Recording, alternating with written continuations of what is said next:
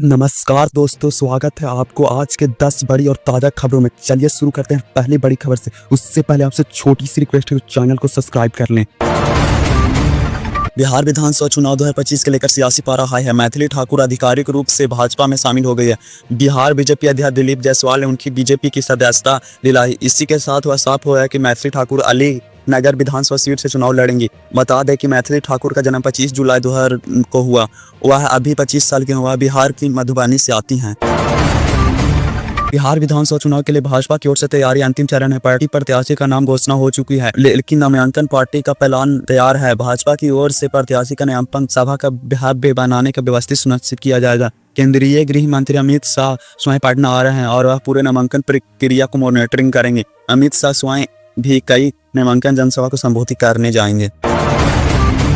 बिहार विधानसभा चुनाव के seat sharing को लेकर नाराज मुख्यमंत्री नीतीश कुमार ने जदयू के आपात बैठक बुलाई। नीतीश कुमार ने नाराजगी के बाद पटना को लेकर दिल्ली तक भाजपा के नेता से घेरे हो गए। प्रधानमंत्री नरेंद्र मोदी ने खुद इस मामले को गंभीरता से लेते हुए नीतीश कुमार से बात की कि दोनों नेताओं के बीच सकारात्मक बातचीत होने की बात सूचना है कि इस संबंध में जदयू के कार्यकारी अध्यक्ष संजय झा ने कहा कि नीतीश कुमार खुश हैं और कोई नाराजगी नहीं बताई है।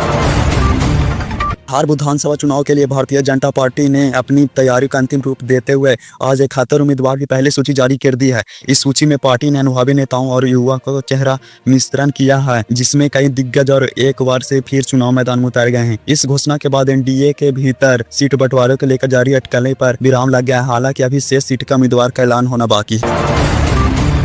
बिहार चुनाव को लेकर माहौल गर्म है। इसी बीच आज दिल्ली के राउरकेला कोर्ट ने लालू प्रसाद यादव, अपनी पत्नी व पूर्व मुख्यमंत्री राबड़ी देवी, उनके पुत्र और पूर्व उप मुख्यमंत्री तेजस्वी यादव सहित कुल 14 आरोपियों के खिलाफ आरोप तय करने का फैसला दिया है। यह मामला भारतीय रेलवे के खनन पान एवं पर्यटन निगम यानी IRCTC के कथित अनियमितता और भ्रष्टाचार से जुड़ा हुआ है। विधानसभा चुनाव की गहगामी के बीच अब तक महागठबंधन के सीटों का बंटवारा नहीं हो सका है, लेकिन इससे पहले कुछ उम्मीदवारों को लालू यादव टिकट दे चुके हैं और कुछ उम्मीदवारों की चर्चा तेज हो गई है। उन्हीं में से एक आरजेडी के महिला नेता सीमा कुशवाहा भी शामिल हैं। सीमा कुशवाहा को लेकर चर्चा है कि तेजस्वी यादव उन्हें इस बार विधानसभा चुनाव लड़ने के लिए टिकट दे सकते हैं। बिहार विधानसभा चुनाव के बीच महागठबंधन में सीट बंटवारों के लेकर जारी खींचतानी के बावजूद आरजेडी के अपने उम्मीदवारों को टिकट बांटने की प्रक्रिया शुरू कर दी है। पार्टी अध्यक्ष लालू प्रसाद यादव के लिए दिल्ली से पटना लौटते ही उनके 10 सेकुलर रोड स्थित आवास पर उम्मीदवारों के समर्थन की भारी भीड़ उमड़ी। सुबह से ही टिकट को उम्मीद में सैकड़ों देवेदार लालू यादव के आवास पर जुटे रहे। भीड़ इतनी अधिक थी कि अफरा तफरी जैसी स्थिति बन गई थी।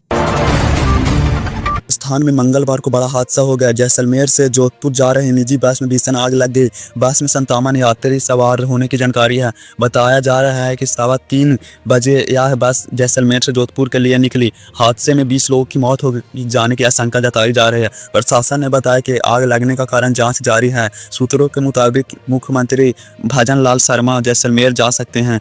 सीएम घायलों से मुलाकात करेंगे। में हरियाणा पुलिस के एक अधिकारी ने कथित तौर पर आत्महत्या कर ली। उन्होंने दिवंगत IPS अधिकारी वाई पूरन कुमार पर भ्रष्टाचार का आरोप लगाया है। गैरत लब के कुमार ने खुद 7 अक्टूबर को आत्महत्या कर ली। उन्होंने एक नोट छोड़ा था कि जिसमें 16 वरिष्ठ IAS और IPS अधिकारी के नाम थे।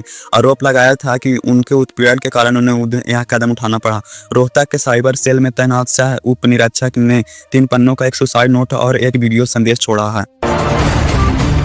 अडानी इंटरप्राइजेज के संयुक्त उपकरण अडानी कोनेक्स ने गूगल के साथ आज आंध्र प्रदेश में विशाखापट्टनम में भारत के सबसे बड़े AI डेटा सेल कैंपस के 3 ग्रीन एनर्जी इंफ्रास्ट्रक्चर विकसित करने के लिए बड़ी साझेदारी की घोषणा की है। विशाखापट्टनम में इस गूगल AI हब बहुगामी परियोजना के अगले 5 सालों में के दौरान 15 बिलियन अमेरिकी डॉलर का निवेश किया जाना है।